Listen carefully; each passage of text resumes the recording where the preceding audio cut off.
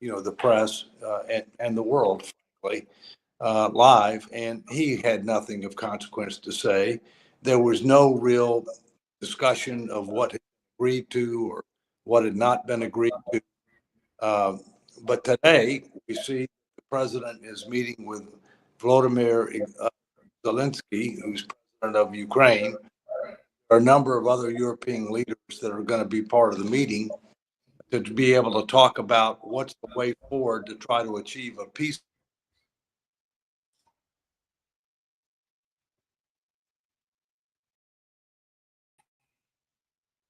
Well, it looks like we there you go, David, you're back. You Somebody, okay. So in any event, let me tell you what I think, might be a basis under which they can reach agreement, although both sides will be disappointed. One, I can't see Zelensky giving up land. I can see a truce. I can see where they say, look, we don't agree we don't agree to cede any of the land that you currently occupy, including Crimea, but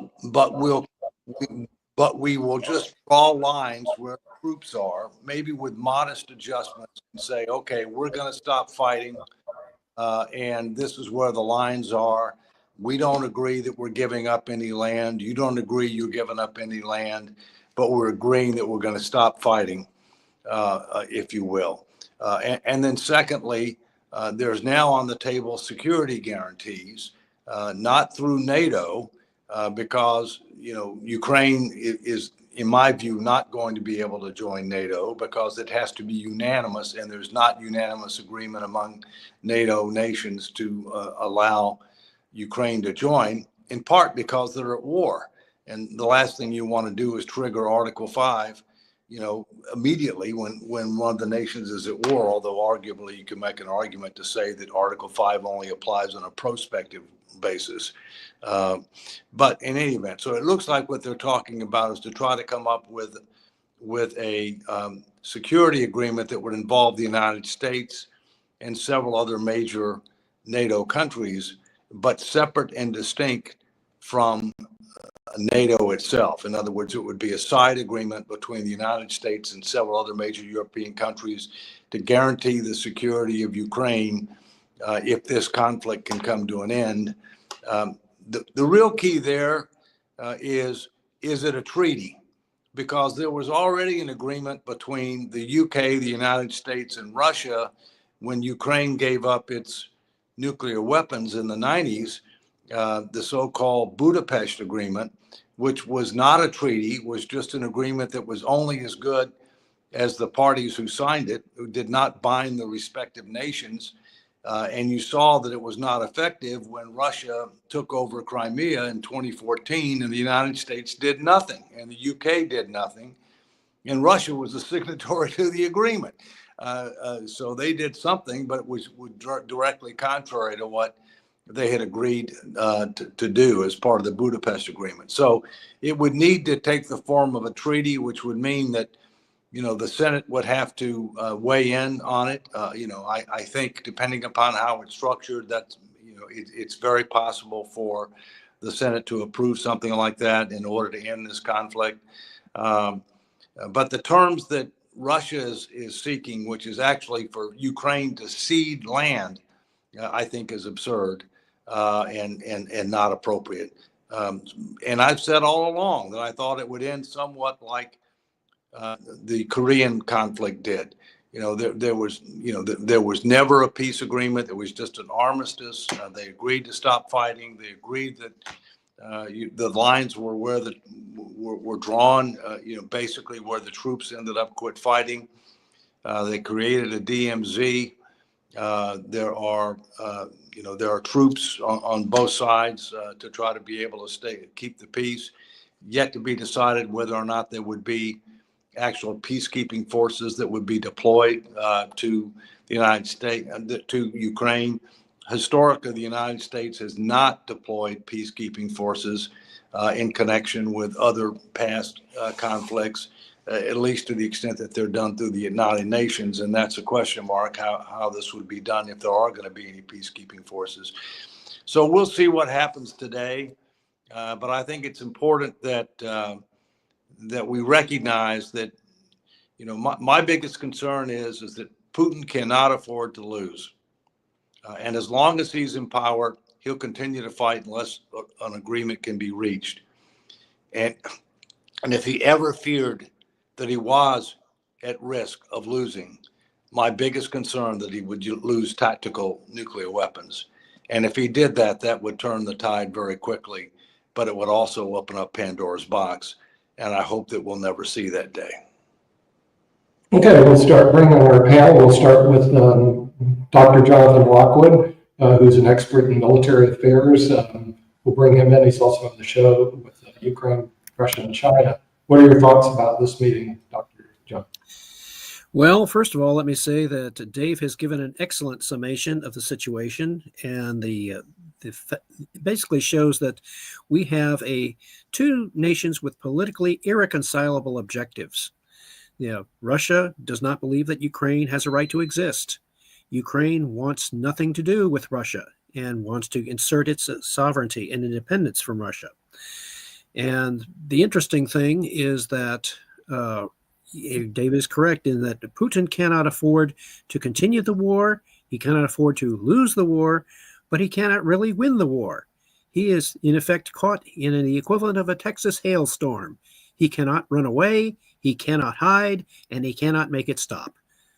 So he is caught in the chess equivalent that my colleague Sasha would say. He was caught in the chess equivalent of Zugzwang, forced move. He has no good moves. So he is in a dilemma of his own making. So right now, Ukraine is the one, I would contend, that has the only truly independent card that it can play. And Ukraine has demonstrated several times during this war that it is capable of carrying out tactical surprises and operational surprises on the Russian military, doing much more than they ever expected against the Russian military. In my opinion, the true center of gravity of this war is the Crimea. And the center of gravity within the Crimea is the Kerch Bridge, which the Ukrainians have managed to strike several times. And if they should succeed in destroying the Kerch Bridge and rendering it permanently inoperable, that will cut off both the logistical and reinforcement link between Russia and Crimea. It will isolate the Russian occupiers of Crimea, and that will create the necessary prerequisite for the Ukrainians to launch their own decisive counteroffensive to retake the Crimea and cut off and force the surrender of the Russian occupiers.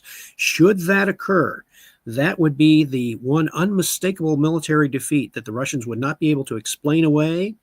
They cannot say, we really meant to do that. And that would, in fact, lay the necessary prerequisite for what Dave Walker believes to be the most likely outcome, a ceasefire. They would have to have some decisive military action which demonstrates forcibly to Russia and the world that Russia cannot achieve through military conquest or even by diplomatic bullying what it cannot achieve on the battlefield. So that is where I see the true thing taking place, because the European allies and Ukraine have both shown that they are not willing to accede to Russia's demands for what in effect amounts to a diplomatic equivalent of unconditional surrender. They might as well just agree to cease to exist. And any agreement which rewards Russia in any visible way for having started the conflict only lays the groundwork for a future war. And that, in fact, is my position. That sounds interesting. We're going to bring in Sasha Starr, who's the host of the Ukraine-Russia show. No, that's not me calling you Sasha. You were here. Yeah. Well, what I'd like to emphasize is that a lot of people are watching the same things and coming to completely different conclusions. So every stage has to be somehow explained, and only then all people can come to some meaningful evaluation of this or that. So let's see a few simple things: how meetings started, how meeting ended. It started with the red carpet.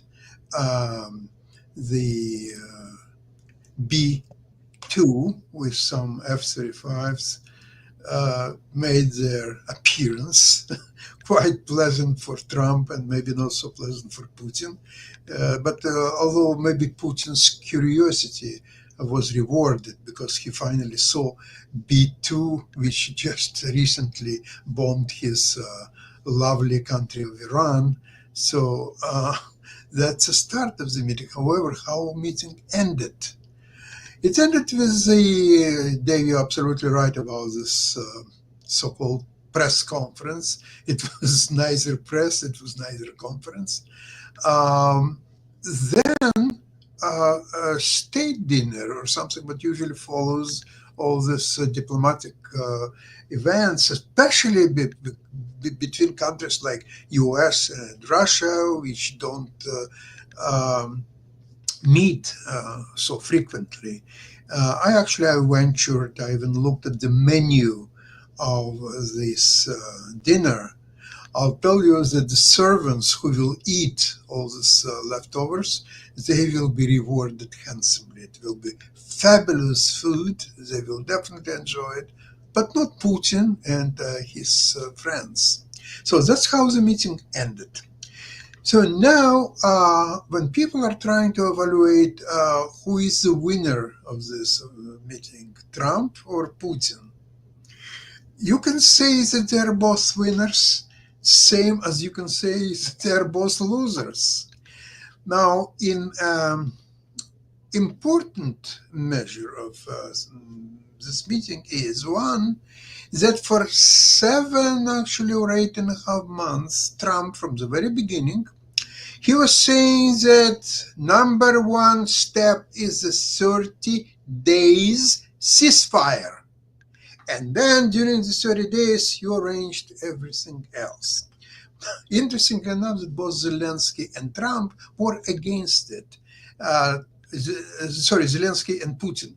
Putin was accusing Zelensky that they will get so much new weapons from the West, so they will have time to reorganize and so on. Same thing Zelensky was saying, that in 30 days, Putin will get more recruits, he will do mobilization, he will do so many wonderful things. So it doesn't suit Zelensky. So Trump was doing his job on Zelensky, including this famous meeting in the White House. So finally, Zelensky agreed and signed that he is for the 30-day ceasefire. Therefore, not only Trump, but Zelensky was on his side. Then Europeans came along. So now everybody is together, 30-day ceasefire, and then we go to the next stage.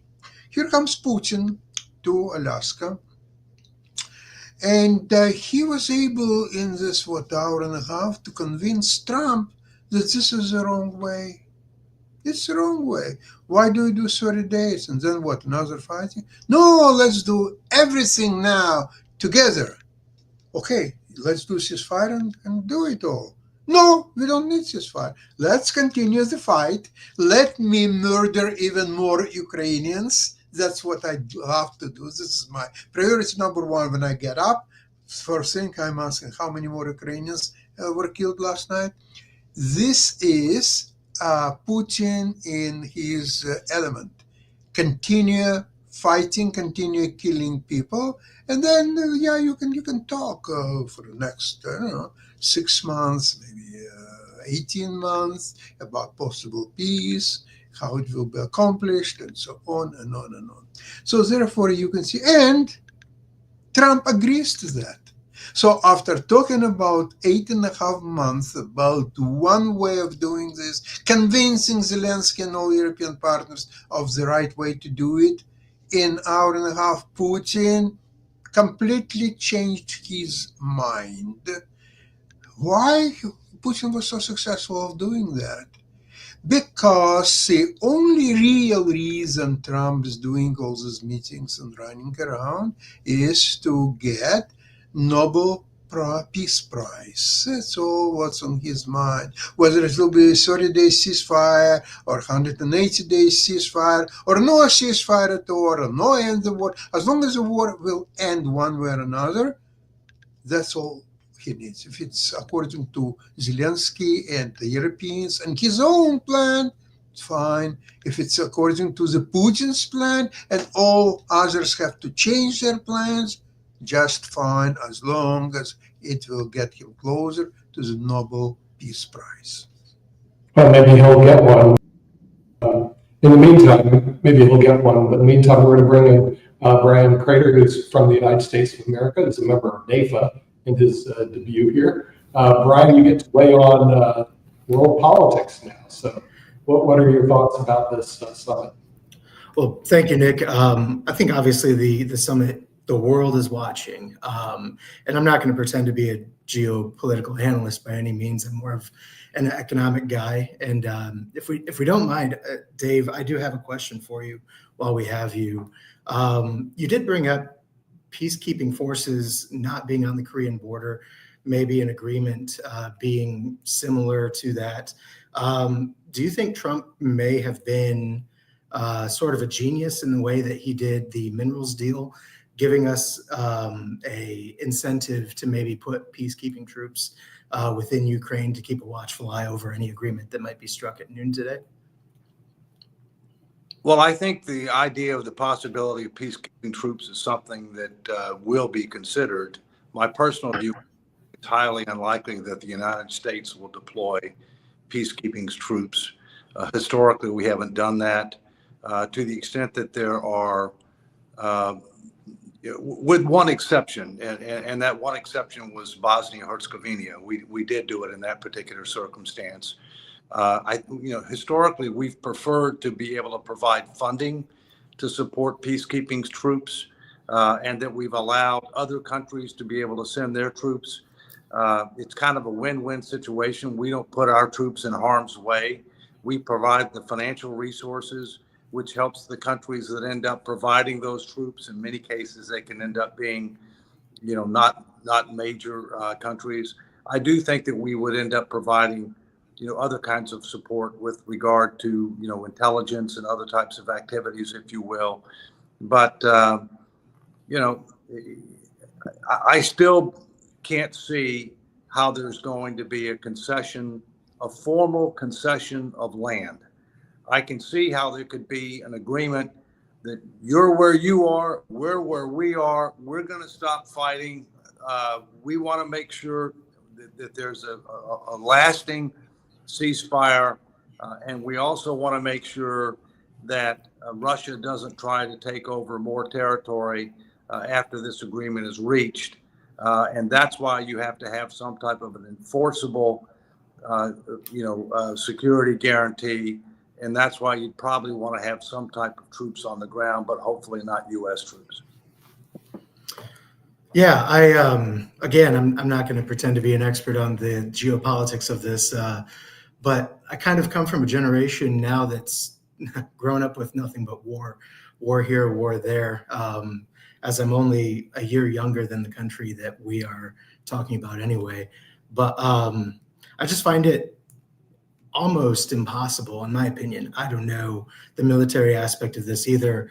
How we can force non-allied troops out of a region, the eastern part of Ukraine, southeastern part of Ukraine, Crimea. What would that process even look like? I mean, after a treaty is signed, how is that kind of an advantageous move or anything with Russia?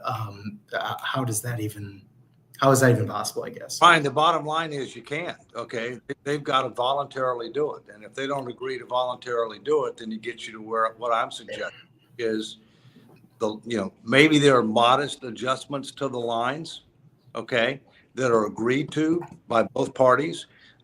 Maybe there's an agreement to say, look, we don't cede our land to you, but we want to quit fighting. And therefore you can stay where you are, but we're not ceding our land to you. And by the way, you're responsible for rebuilding the section that you destroyed. that you're in. But at the same point in time, we don't trust you, and therefore we want to make sure that we've got some meaningful security guarantees that you don't end up trying to restart the conflict and take over more land going forward. My view all along was that when this started, Russia wanted to accomplish several things. One, they wanted to occupy large parts of eastern Ukraine that are mineral rich, okay? And that where there are a lot of Russian speaking people in that part of Ukraine. They wanted to create a land bridge to Crimea, all right, which was another objective. And their other objective was they wanted to topple the current government and put in a friendly government similar to what exists in Belarus, where Belarus is an independent country, but they've got the president of Belarus is very pro-Russia. I think that's what they wanted. They didn't want to take over the entire country because they wanted to have a buffer to NATO. So that way they would have gotten the land they wanted. They would have created the land bridge. They would have taken over the areas that are largely Russian speaking. They're in many cases rich with minerals and other types of natural resources. And they would get a friendly government in Kyiv. I think that's what their objective was. And so they're going to try to get as much of that as they can. We're going to go to Asia now and bring in Dr. Sharif from Bangladesh. It could be that they try to insist to say that new elections, new presidential elections. That doesn't mean that Zelensky couldn't run and he couldn't. But, I'm surprised we haven't heard anything about that. And I think if we do hear anything about that, that would probably be something that would be at the last minute. Yeah. Dr. Sharif, what's the situation over in Asia? Okay, thank you. This is actually very interesting discussions, and I'm sure my countries or my audience, they will be very interested to know more about this Trump, Putin, and the Ukraine issues. But World Talent Economic Forum, we already get some awarded from UNESCO for our contributions in innovation, research, and global citizen. One point I think everybody is missing, and I just want to add this point. Around the world, every big corporations try to eat small company. Every big country try to dominate small country. Every rich people try to dominate small people. The same thing we are observing in this discussion or this dialogue. I'm sorry to say that Trump and Putin, both of them, actually dominating Ukraine. We have to raise voice for Ukraine. We have to protect a small country. We never discuss even in these dialogues, why Putin kills so much of Ukrainian people? Why they attack these things? How many people lose their life? How many people actually lose their house, economical things, and all of the things? What will be the future of the people of the Ukraine? Nobody is discussing. Nobody is care about the small country. So I propose the small country like Bangladesh, like Ukraine, like Nepal, like Rwanda, Burundi, whatever. We need to go for strong alignment, what we are trying to do through World Talent Economic Forum. Because the big people, they do not want to listen. The big country, they do not want to listen. The big, powerful giant, they do not think about the life. They do not think. Nobody is discussing, hey, Putin, why you kill so much of people in Ukraine? Their life is valuable. So that is important. Human lives is valuable. And Putin, in terms of my point of view, is a criminal. How USA invite in their land a criminal, a war criminal? How come you do that? You are most civilized people in the world. You are most educated people in the world. You are most powerful people in the world, and you can do whatever you want. And you can invite a criminal in your country. So we are doing the same wrong things. Yeah. So I do not know. What is the humanity? We need to focus on humanity, and I request all of the small country, make alignment, work together, because big people, they never think about the small people. Big country, they never think about the small country. That is the outcome of this last conference of Putin and Trump. And I believe USA should USA people has a lot of good people. They should avoid this kind of war criminal. Thank you. Sharif, my is we should not have had a meeting on U.S. soil. Number two, we should not have given him a red carpet treatment, although his red carpet is a lot smaller than Trump. Thirdly, we should not allow him to speak. Okay, but we should have had the meeting in the United States. I think one of the problems is that he is viewed as a war criminal, and he has been indicted by the International Criminal Court. And one of the things that Putin is concerned about is where he meet and not get arrested. And I think that's one of the challenges you have. Now, in fairness, President Trump has talked over and over again about stopping the killing, not only with regard to the combatants, the people in the military, but also the civilians. I mean, he's talked about that over and over again. And you talk about why is Putin doing what he's doing? I think there are several reasons that he's doing what he's doing, and I think it's wrong. Okay, he's clearly in the wrong here. Okay, clearly in the wrong. One, views himself, in my opinion, as a modern day czar, and Putin has said publicly that the biggest mistake that quote unquote Russia has made in modern times was the breakup of the Soviet Union, and Ukraine used to be part of the Soviet Union, and therefore he views that as a huge loss, and he wants to try to be able to reverse the loss.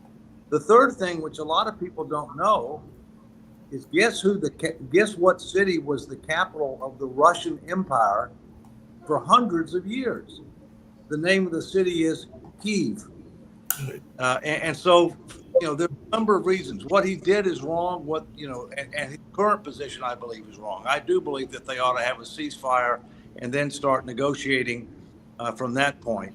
But that's a little bit more contextual sophistication with regard to what I think is going on and what I think was right and what I think was wrong. Okay, we'll bring in to Toby because he hasn't spoken yet. We do need to listen to the progressive wing of our group. So progress to Toby.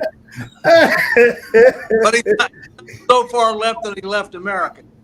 And the funny part is I'm not even that left. I'm just right. I try and be as right down the middle as possible. So, for example, we do have to set some baselines because a lot of things that we talk about on here, we tend to attribute only to one person or one political party. One, everybody wants to stop the killing. There's not one person that's advocating for killing. So we have to stop the idea that only Trump wants to stop the killing or only the Republican Party wants to stop the killing, because that is that is very disingenuous to start the argument off in the first place. Number two, the meeting that happened wasn't a meeting, and I completely agree with you, Dave, on that. It wasn't a meeting. It could have been an email. It could have been. They could have sent messages back and forth through whomever, because what they did was basically it was a show put on. Trump thought he was putting on a show of force, or that's the way that the party took it and the way they tried to push it out there. Oh, this is a show of force to Putin. Oh, we flew B-2 bombers above them. That really wasn't anything. He didn't care about that. What he wanted was to be seen on that stage with an American president. Trump walked across the stage to him. Trump allowed this man in the country. As Dr. Sharif pointed out, he is a war criminal. And he allowed this man to speak first for the host country, which is a show of dominance. It's a show. It was a show. Basically, Putin gets to put on back to Russia to put on more propaganda, keep his people in line, and so on and so forth. So that was bad to start with. There are no concessions Russia has to take. There's absolutely none. There weren't any that were offered. Russia's going to keep the land. If that's what Trump is already saying, because Putin is told, I don't know how that came about, but yes, he's told Putin that, yes, Russia can keep the land. And then Zelensky just has to agree to that. And the idea, because Trump even put it out today on his Truth Social, talking about, well, they can end the war or whatever. Zelensky just has the opportunity to do this by ceding this land. Again, Dave, I completely agree. I don't think Zelensky wants to do that. And number two, that's not going to be something that is going to stop the war or stop Putin from invading other nations, because what are we going to do then? Is, hey, look, to stop the war, you get to keep the land. So him reconstituting or reestablishing USSR, that's his purpose. I mean, he's upset about that, as you stated. But I think it all goes back to what Dr. Sharif kept talking about, is that, again, nobody thinks about the smaller people. And that happens all the time, from society to companies to big countries. Ukraine is being fleeced by Trump and by Putin. The minerals deal wasn't even a minerals deal. What it was is, we're going to take whatever what is not ever, or what is not already taken by Russia. We're going to try and take control of that. So now we're supposedly going to put boots on the ground as he's still bombing. He's not going to do anything. Trump has always backed down. Anytime Putin steps up, Trump has backed down. We were supposed to have sanctions on before. So I say all this to point out, we had the opportunity to continually pushing with our allies, but our allies are backing away from the way that we are acting. And I believe, and I don't know, Dave, if you're with me on this one, is that the best way, throwing boots on the ground and promising NATO-like sanction or NATO-like protections. Well, if you're going to promise NATO-like protections, let them into NATO. Don't give me this two thing. What I'm asking is, the best way to push Putin back into the corner and away from Ukraine is for our allies, and to reestablish an alliance with those allies that are helping, to reestablish a trust bond that has been broken with our allies, so our allies can utilize not only bringing in the defense for, or bringing in more defense, even though they're actually putting in more defense than the U.S. is currently. And even before they were doing that as well, because we have the established numbers on that, because they were doing 60% and we were doing 40%. So again, if we could reconstitute that, I think we would have a better way of getting a ceasefire and getting a peace deal. Well, let me mention a couple of things that I have to go. Hour. Okay. I think the reason that you have several European leaders coming to Washington today, along with Zelensky, is to try to be able to create something along the lines of what you're talking about, Jacoby. Russia made it very clear, Putin, that he doesn't have a problem with Ukraine joining the European Union, fraudulent economic coalition. But he has drawn a red line, rightly or wrongly, that Ukraine cannot join NATO, because that means that there is a treaty between over 30 countries with regard to. On the other hand, if we can get countries like the UK, Germany, France, Italy, and potentially one or two others to join the States, those are by far the most powerful countries in NATO anyway. And so if you can end up achieving the substance of what needs to be achieved, which is a meaningful security guarantee, while avoiding a direct confrontation on the red line, that to me is a logical way to proceed. But I got to get going now. You all continue, and I look forward to hearing what the result is. Take care. Okay. All right, thank you, David. We'll bring in Sasha Starr. He has a comment. I just came across a recent publication by Axios.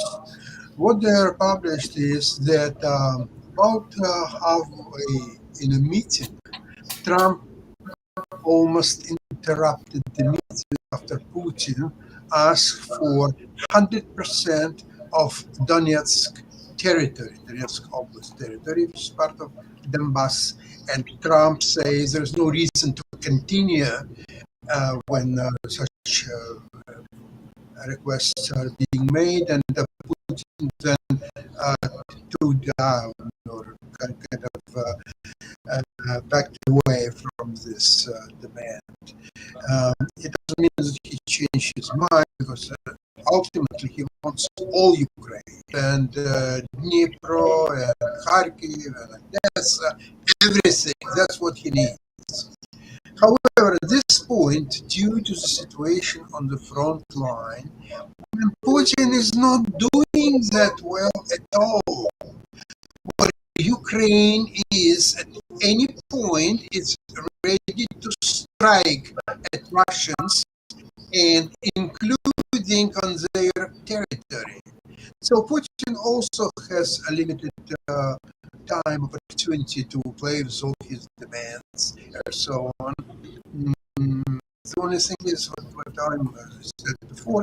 The only thing is what Trump cares is a Nobel Peace Prize. You know what? If Nobel Peace Prize, the nominee among the nominants, Trump could conduct very different and much more effective foreign policy. Such, I still found it very ironic that so many people want the Nobel Peace Prize when Alfred Nobel is remembered as the inventor of dynamite, responsible for the killing of more people than arguably an invention in history. And we name him a Peace Prize after a man who invented dynamite. Amazing. Yes, it is. Yeah, that is pretty true. And it's very ironic. I do think Sasha points out a great point, though. And that's one thing we tend to forget in these peace talks a lot, because we go to the idea that, hey, we're focused on not killing. Is that really what Trump is focused on? Because he is desperate for that Nobel Peace Prize. He's calling different world leaders for that. So is it really about, yes, every topic of the killing so he can win a prize, or for the people's lives to be better?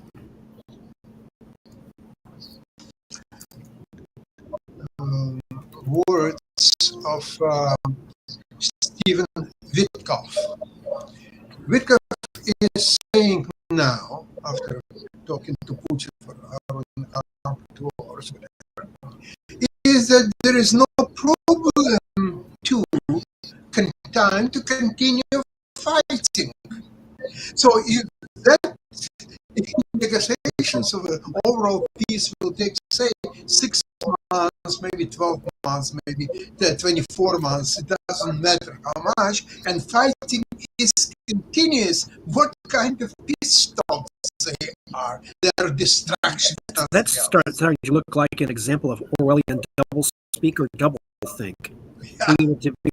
To speak two contradictory ideas at the same time. And is that the idea of Trump's administration put out the idea that they were going to do a trilateral meeting next.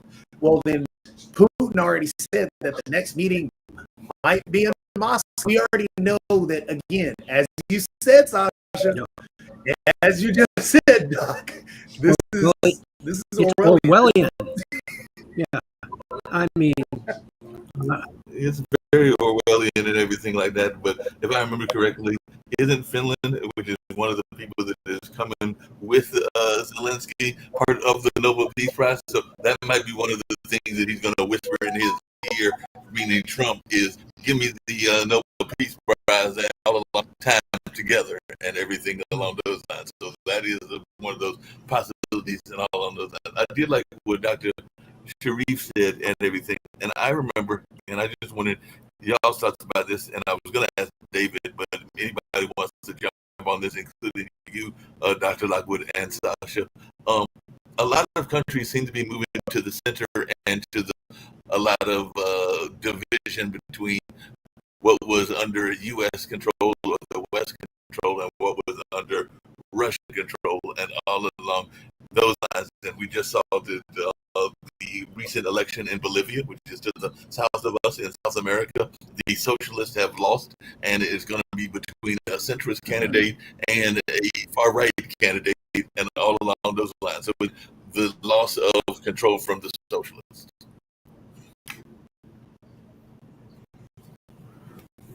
Anybody? Yes.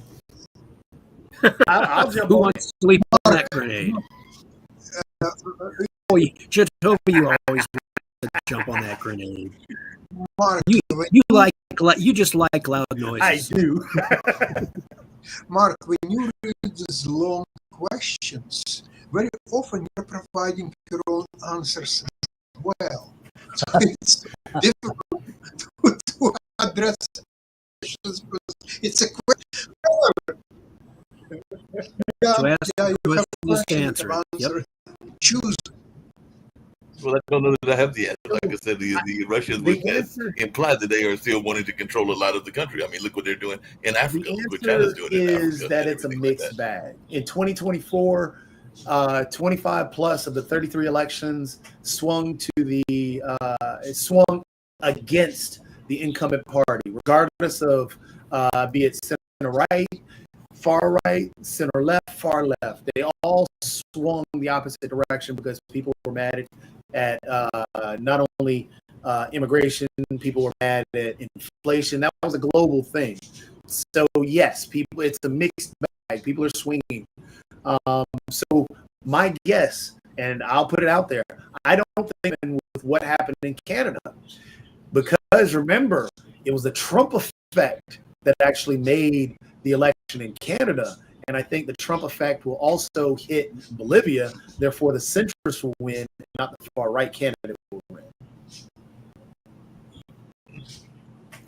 Interesting to see that. First, back to Putin and Trump meeting, because at this point I don't think there are any other ideas to discuss right now. What I'd like to mention is that Trump is in a quite difficult situation, and it seems to me that Putin understands it very well. What I mean by difficult situation? What levers, actually two important ones. Number one is the economic sanctions against Russia, and furthermore, countries, even more important, that are purchasing Russian oil and gas products. Lever number two is providing strong military weapons backup to Ukraine. Let's go one by one. Number one is sanctions. Because of it could be several months ago, it could have been very strong argument. It's all out war. I'm talking about tariffs war against all the world, actually.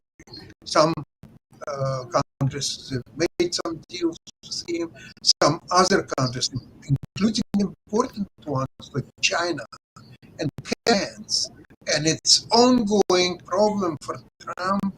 I'm not going to elaborate on that, but if you're following this, you know what I'm talking about. Even in case of Canada, it's almost complete boycott of all products. It's empty departure halls in the airport to fly to United States. There are no people, there are no flight attendants, there's nothing. So China is, okay, so he's got, another 90 days pause. It's not, nothing will happen. China doesn't care much about U.S. sanctions at all. In fact, at the beginning, if you remember, China imposed itself 147% tariffs on the United States, and Trump had to back out. So the sanctions is definitely not. So let's come to the second one. Probably it's a military support of Ukraine, sending all kinds of weapons or so on. Well, Trump is very reluctant to do it. Furthermore, there are some countries like China, like North Korea, like Iran to a lesser extent, and several other countries, so-called collective South, that will definitely provide Russia support, whether it's weapons or finances or anything else. So that level is not working very well. So Putin, who understands all that, and therefore he's not scared of anything. In fact, he completely reversed Trump's mind on the ceasefire question. He didn't yield to Trump at all. So Trump has to go all the way, number one, to invite Putin on the American soil, to give him red carpet treatment, to have talks with him and his people, and going out empty-handed, nothing, zero. That just tells me, while for several months there were a lot of Ukrainians being killed by Russians, and Trump was dancing around Putin this way and that way. Here is a Witkov, here is without Witkov, and so on. And result, big fat zero. Hey, Sasha, Kim asked you a couple of questions that we never got to and everything. She heard that some of the countries are banning the U.S. dollar. She wanted to know whether that's true. And she also asked a question, which I know a lot of people have asked, which is, we lied about the guarantee of Ukraine's security. So why should the Ukrainians ever trust us ever again in terms of these negotiations? So those are two questions from one of the founders of the network that we never got to. So any things that either you or Jonathan want to address to those two questions? Okay, speaking about US dollar, you cannot use US dollar. Just recently, I was in Europe. I was in 4 countries. Never in any one of these 4 countries, Poland, Latvia, Czech Republic, and Spain, nowhere US dollar was accepted, not in stores or restaurants or anywhere. You have to exchange US dollar into the local currency, and then local currency you can make your payments and buy stuff. Same as Russian rubles and the same as any other currency. Now, the second question from Kim was why Ukraine would trust US. Who told you that? Ukraine doesn't trust US and will never trust US and will not rely, frankly, has enough problems inside the country and outside just to get out of this business. Forget about your Nobel Peace Prize. Just get on with your business and try to keep your presidency afloat. Otherwise, you will not leave as a president even until fall. Just to play Rick's role and making sure we're on the up and up. Tanzania is the only one that actually bans the U.S. dollar, and that was just a recent thing. So everywhere there is no other location that outright bans it. Well, why didn't you talk about Russia? You can't use US dollar in Russia. In fact, it will be confiscated from you, and you might end up in local jail. Yeah, usually they just don't accept the US dollar. I mean, sometimes you have to just deal with their currency, whatever their currency is. But they're not necessarily banned with the thing. The only one that actually outright bans it is Tanzania. And I have no idea why Tanzania does that. Rick isn't here, so we don't have our status position to figure that out. So, Dr. Sharif, since you're still here, what are your solutions? How should the U.S. move forward given this conversation? You are asking for this Ukraine and this Russia war, or you have different background? What is the solution you are asking me? Yeah, I'm asking you. You represent half of the population over there. I'm from very small country, and from Yeah, 70 million people. That's small. Come on. You have more people than Russia. No, I'm for small people. people. I'm for small people. I believe that USA has a lot of good people like you, and they should welcome the small countries people like me and develop a strong alignment. Because what we observe in this meeting, honestly speaking, USA has open society. So what we see is completely actually ignoring Ukraine. Someone come, let's say example, I'm very much worried, let's say suddenly from this meeting, maybe Narendra Modi inspired, and he thought, okay, I will to Bangladesh, and then I will kill Bangladeshi people, and then Trump will invite me to solve this problem and get Nobel Prize. You can Maybe. get a Nobel Prize. I like that. Hey, Dr. I want to finish. Just I want to finish. Let's say that okay, I will take over Malaysia, and if I take over Malaysia, I kill people and I do these things, and then Trump gonna invite me and he will Nobel Prize. So no problem. There is no law. There is no rules. So small countries, small people, we need alignment. Maybe Potti we can take this initiative. Well, speaking of that, just really quickly, Dr. Since they was asked, and I did the role of break this time, Tanzania apparently banned the use of the U.S. dollar and other foreign currencies for domestic transactions to strengthen its national currency. So they actually said that was an oversimplification to say that it was banned, but it was their way to get people to go to the Tanzanian shilling as sole legal tender, so in order to reinforce the local currency usage and improve their monetary policy. So they're actually forcing people to use their own dollar. Okay, that's fair enough. So, Brian, what are your thoughts? How could this thing end, or is this going to? Well, I know I've been rather quiet on the pod, but it's great to meet you all. I can only speak as the average 30-year-old American voter here. I'm looking at Trump's actions today as something that is very strong for the world, very, very good for the world. And again, as an American voter, I'm looking at his recent agreements with Azerbaijan. I'm looking at Thailand and Cambodia.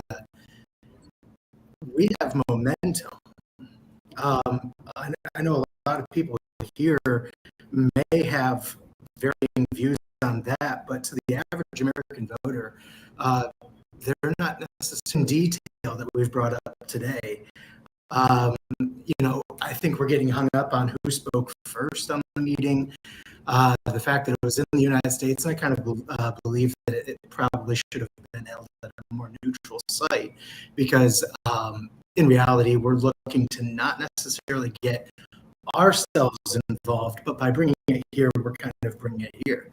So in reality, I'm just kind of looking at this. We have the meeting here in 3 minutes. It should be starting very, very, very soon. But in terms of the average American voter, I'm looking at this as a very, very strong position that we're in, simply as a result of all the nations are coming here. Everyone's looking to the United States to broker this agreement. We have brokered agreements. Trump has a Trump way of doing things that nobody understands. I think we can all agree on that. So I'm very, very interested to see what the next hour has to bring for the world. Yeah, and we are too, and we're at the hour, so we want to thank our special guest, Brian, who's debut on the Pod TV network, and of course, Brian, you've been in Bangladesh, right? Okay, and it's not Canada and the Tony from the United States, and Mark Lee from the United States. Of course, the Honorable David Walker who's in Washington, D.C. Same with John Lockwood, and unfortunately they had to leave early.